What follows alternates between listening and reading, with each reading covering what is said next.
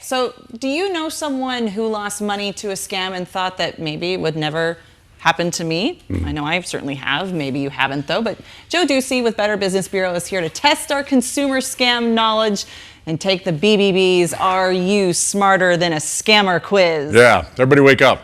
I'm nervous. Or slap the face. Oh my Just gosh, I'm jumping sweating jacks. already. I feel like it's like my final exam day in high school. You were saying that you're sweating, weren't you? And the questions are right there, but I don't think you even took a look at them. No, I All right, didn't. no, that's good. You wanted to be fresh. Yes. All right, this is for the audience too. But yeah, a lot of people, unfortunately, are getting scammed for just a lot of money. But I hear all the time, why would they fall for that? They would never, I can't believe it. And then they get a call and they come to me and say, oh my gosh, I couldn't believe it. I almost blah, blah, blah, blah. You know. They're getting sneaky. Yeah, they're getting sneaky, and you don't know until you get in it, right? Yeah. You're in it and you're like, ooh, this isn't what I thought it would be. Right. So let's go over a couple questions. This is one of the biggest scams going on right now. Let's go to the first question. You get a text that you were charged for something you did not order. You're asked to call if it's a mistake. What do you do?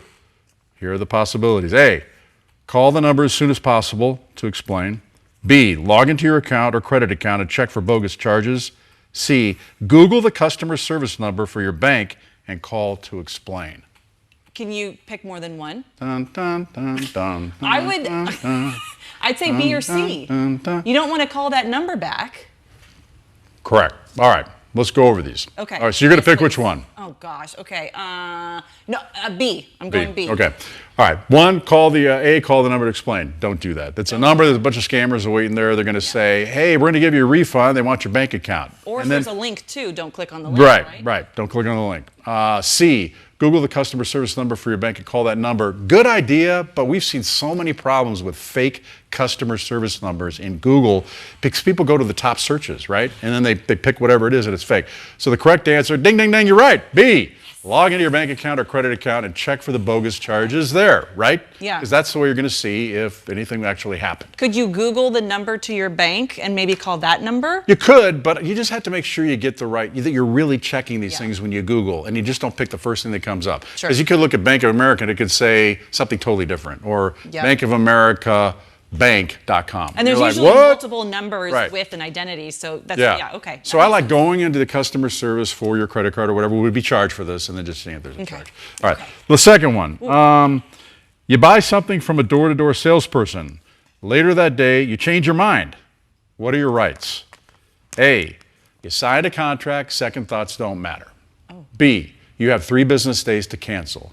C, prove there's a problem and you can get a refund. You have 3 business days to cancel. Prove there's a problem. B, you have 3 business days to cancel? All right, that's your answer? All right, let's go over these. A, sign a contract, second thoughts don't matter.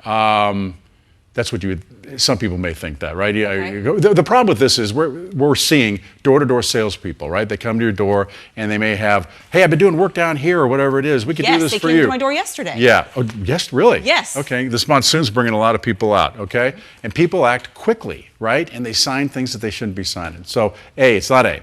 C, prove there's a problem and you can get a refund. That also doesn't work. Okay. B, you have 3 business days to cancel. Ding, ding, ding, you're right. Oh, really? Yeah, you do. Now, these go for contracts that are signed any place out of the actual business location. So if it's in your home and you sign a contract there, you have 3 business days to cancel. If you go to one of these wedding shows or home repair or home shows and you sign something there, you can also have 3 days to cancel those because they're not done at the place of business where the business usually locates. So that's the key. We have about 10 seconds. Yeah. Where can people go for more information if they have questions? Go to bbb.org. You can look for Scam Tracker right there. You can also go to joeknowsbetter.com. We've got all the information we talk about here. How'd I do? You did great, man. Okay. 2 for 2. 2 for 2. Next time. I'll have to make them harder. Oh, yeah. Next time it is. You're on. Thanks for joining us, everyone. We'll have more after the break.